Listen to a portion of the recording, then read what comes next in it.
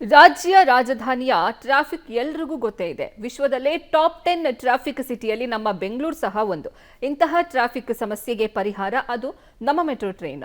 Metro line ಹೆಚ್ಚಾದಂತೆ ಪ್ರಯಾಣಿಕರ ಸಂಖ್ಯೆ ಸಹ ಜಾಸ್ತಿಯಾಗಿದೆ. ಕಳೆದ 7 ವರ್ಷಗಳಿಂದ ಯಾವುದೇ ದರ ಏರಿಕೆ ಮಾಡದ ನಮ್ಮ ಮೆಟ್ರೋ 2025ಕ್ಕೆ ದರ ಏರಿಕೆ ಮಾಡೋ ಪ್ಲಾನ್ನಲ್ಲಿದೆ. ಈ ಕುರಿತ ವರದಿ ಇಲ್ಲಿದೆ.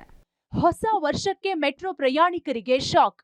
ವರ್ಷಾರಂಭಕ್ಕೆ ಮೆಟ್ರೋ ಟಿಕೆಟ್ ದರ ಏರಿಕೆ ಫಿಕ್ಸ್. ಹೊಸ ದರ ಪರಿಷ್ಕರಣೆಯ ಸಮಿತಿ ವರದಿ ಕಾಯ್ತಿರೋ ನಮ್ಮ ಮೆಟ್ರೋ ವರದಿ ಆಧಾರದ ಮೇಲೆ ದರ ಏರಿಕೆ ಮಾಡಲು ಸಿದ್ಧತೆ. ನಮ್ಮ ಮೆಟ್ರೋದಲ್ಲಿ ಪ್ರತಿದಿನ ಸರಾಸರಿ 8.5 ಲಕ್ಷದಿಂದ 9 ಲಕ್ಷ ಜನ ಸಂಚಾರ ಮಾಡ್ತಿದ್ದಾರೆ. ಮೊದಲ 2 ಹಂತದ ಮೆಟ್ರೋ ಮಾರ್ಗ ಕೂಡ ವಿಸ್ತರಣೆ ಆಗಿದೆ. ಹೊಸ ಮಾರ್ಗದ ಮೆಟ್ರೋ ರೈಲ್ ಶುರುವಾದಾಗ ಅದರ ಟಿಕೆಟ್ ದರವನ್ನ ಮೆಟ್ರೋ ನಿಗಮವೇ ನಿರ್ಧಾರ ಮಾಡಿ ಫಿಕ್ಸ್ ಮಾಡುವ ನಿಯಮವಿದೆ. ಈಗ ಕಳೆದ 7 ವರ್ಷಗಳಿಂದ ಮೆಟ್ರೋದ ದರ ಸೇಮ್ ಆಗಿದ್ದು ಯಾವುದೇ ಬದಲಾವಣೆ ಮಾಡಿಲ್ಲ. ಅಷ್ಟೇ ಅಲ್ಲದೆ ಕಳೆದ ವರ್ಷ ನಮ್ಮ ಮೆಟ್ರೋಗೆ 340 ಕೋಟಿ ನಷ್ಟ ಕೂಡ ಆಗಿದೆ.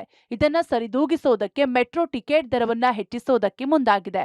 7 ವರ್ಷದಿಂದ ಏನು ನಾವು ಮಾಡೋಕ್ಕಾಗಿಲ್ಲ. ಇವಾಗೆಲ್ಲ ಹಂತವಾಗಿ ಫೇಸ್ 2 ಕೂಡ ನಾವು ಎಕ್ಸ್ಟೆಂಡ್ ಮಾಡ್ತಾ ಇದ್ದೀವಿ. ಅದರಲ್ಲಿ ನಮ್ಮ ಮೊದಲಿದ್ದಂಥ ದರಗಳಲ್ಲಿ ಮ್ಯಾಕ್ಸಿಮಮ್ ಫೇರ್ ಏನಿತ್ತು ಅದೇ ಥರ ನಾವು ನಮ್ಮ ಕಿಲೋಮೀಟರ್ ವೈಸ್ ಏನು ನಾವು ಮಾಡ್ಕೊಂಡಿದ್ದೀವಿ ಅದೇ ಥರ ಅದು ಮ್ಯಾಕ್ಸಿಮಮ್ 60ರಲ್ಲೇ ನಿಂತ್ಕೊಂಡಿದೆ. ಇವಾಗ ಜನರು ಓಡಾಟನೂ ಕೂಡ ಜಾಸ್ತಿ ಆಗಿದೆ, ಜನರು ಕೂಡ ಓಡಾಡ್ತಿದ್ದಾರೆ, ಲೆಂತು ಇನ್ಕ್ರೀಸ್ ಆಗಿದೆ. ಸೊ ಹಾಗಾಗಿ ನಾವು ನೋಡ್ತಾ ಇದ್ದರೆ ನಮಗೆ ಹೋದ ವರ್ಷದಲ್ಲಿ ಸುಮಾರು ನಮಗೆ 340 ಕೋಟಿಯಷ್ಟು ನಮಗೆ ನಷ್ಟ ಆಗಿದೆ. ದರ ಪರಿಶೀಲನೆ ಮಾಡೋದಕ್ಕೋಸ್ಕರನೇ ಕಮಿಟಿ ರಚನೆ ಆಗಿತ್ತು. ಆ ಕಮಿಟಿನೂ ಕೂಡ ಇವಾಗ ಅದರ ಫೈನಲ್ ರಿಪೋರ್ಟ್ ಏನಿದೆ ಅದು ಕೊಡಬೇಕಾಗುತ್ತೆ. ಅವ್ರು ಕೊಟ್ಟ ಮೇಲೆ ನಾವು ಕರೆಕ್ಟಾಗಿ ಹೇಳ್ಬೋದು ಎಷ್ಟು ಏನು ಅಂತ ಆಗುತ್ತೆ. ಇನ್ನು ಈ ಬಗ್ಗೆ ಈಗಾಗಲೇ ನಮ್ಮ ಮೆಟ್ರೋ ಫೇರ್ ಫಿಕ್ಸಬಲ್ ಕಮಿಟಿಯನ್ನ ರಚಿಸಿದ್ದು ಟಿಕೆಟ್ ದರ ಏರಿಕೆಯ ವರದಿಯನ್ನ ನೀಡುವಂತೆ ಹೇಳಿದೆ. ವರದಿ ಅಂತಿಮ ಹಂತದಲ್ಲಿದ್ದು ಆದಷ್ಟು ಬೇಗ ನಮ್ಮ ಮೆಟ್ರೋ ಕೈ ಸೇರಲಿದ್ದು ಕಮಿಟಿ ನೀಡುವ ವರದಿಯ ಆಧಾರದ ಮೇಲೆ ದರ ಏರಿಕೆ ಮಾಡೋದನ್ನ ಗವರ್ನಮೆಂಟ್ ಬೋರ್ಡ್ ಮುಂದೆ ತಂದು ಬಳಿಕ ಆಕ್ಷನ್ ಮಾಡುತ್ತೇವೆ ಅಂತಿದ್ದಾರೆ ಅಧಿಕಾರಿಗಳು.